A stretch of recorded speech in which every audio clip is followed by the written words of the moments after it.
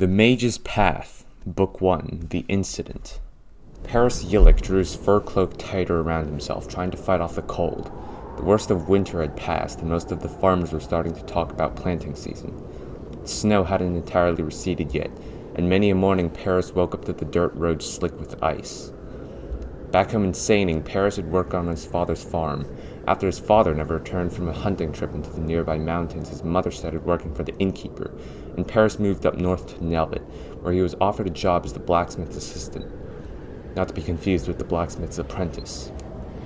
Master Righam's apprentice was Jack Gold, who learned and practiced the fine art of smithing every day, while Paris did basic jobs, such as fetching food and water for them, oiling the tongs, and delivering charcoal for the forge.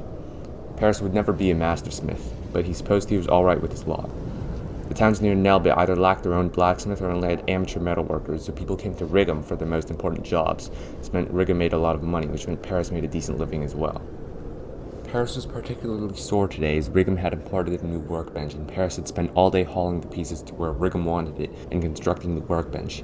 Paris was too tired to cook, and right now nothing sounded better to him than a hot meal at the tavern and some of its famous Spicewick ale. After barely a moment of consideration, he changed his course for the tavern. The warm, musty air hit Paris like dragonfire after the biting cold outside. He hastily closed the door to keep the chill from getting in and looked around the bar. It was packed with the village people who seemed to share Paris's cravings. The farmers sat around a large table discussing plans for replanting and speculating when the cold would go away. At another table, the merchants compared this year's profits. In a far corner of the bar, the lumberjacks were arm wrestling with each other, fueled by alcohol. Paris smiled to himself. Good old Nelbit, never change. He made his way over to the grizzled barkeeper, Burzin. Paris, my boy, good to see you again. What can I get you? Paris thought for a second. How about a baked potato and some chicken? On it. Burzin rushed into the kitchen and hurried back with a steaming plate of Paris's order. You sure that's it? Don't want any fire? Paris grinned. You know me too well. All of Spicewick. Of course, I know it's your favorite. Burzin took a clean glass from under the counter, filled it up from a barrel, and planked it down in front of Paris. Paris fished around in his pouch for money and slid 3 silver crowns over the counter as payment, which Burzin happily pocketed. So, my boy, how's the smithing job? Going well for you? Fine, thank you. It's quite exhausting, but nothing I can't handle. Plus, I get paid well, Paris shrugged. Good to hear. Paris picked up his plate and drink and headed over to the fireplace where the comfortable warmth kept the oppressive cold outside where it belonged. The area was packed with people trying to get warm. Luck had blessed him today, for Paris spotted an empty seat and hastily sat down in it before somebody else took it. Melting into his chair, he ate his food and washed it down with the ale. The warm, buttery flavor of the potato went wonderfully with the juicy chicken and the hot buzz from the drink. Ah, this is the life, his mind drifted. Relaxing next to a warm fire with a belly full of food and ale and enjoying the tavern bards after a hard day's work.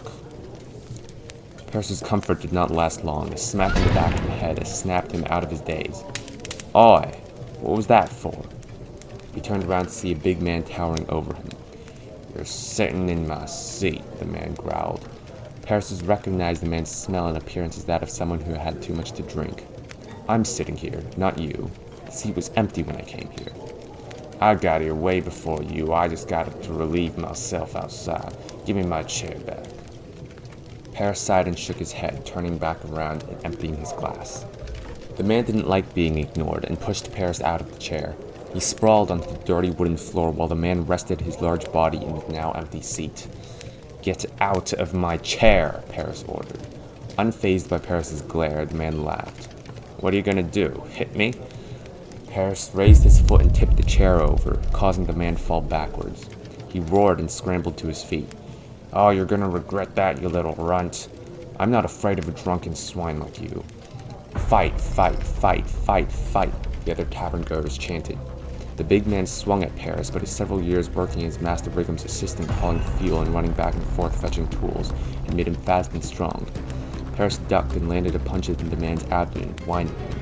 Oof! He didn't straighten back up, and Paris was victorious. He dusted himself off and made his way towards his chair, which had been knocked to one side. As Paris walked past the groaning drunkard, he noticed the man tense up as he approached, and the man punched him in the groin, staggering him to the floor as the crowd collectively gasped. Deception! The big man kicked him twice while he was on the ground before several of the spectators, who had earlier been so eager to egg on a fight, decided to stand up from their seats to restrain him. Paris was dizzy and stunned, but through the haze of pain, he could see that the third blow was aimed at his face. He desperately threw up his arms to prevent his nose from being broken. But the kick never came. Instead, an angry roar of flame surged next to Paris. It was as if the fireplace to his back vortexed around him and whipped the aggressor, singeing his hair and dusting his face with ash. By the time the inferno returned to its normal cheerful flickering in the fireplace, the drunkard was staring at Paris in shock, eyebrows still smoldering. Without a word, he slowly backed away and ran out of the tavern. The matter of the chair was forgotten. Paris looked around to find everybody staring at him. The tavern was silent. "How did you do that?" asked the man in the farmer's tunic, holding another tankard. "Do what?" Somebody else spoke. "The fire. It bent around you and hit him. It was like magic."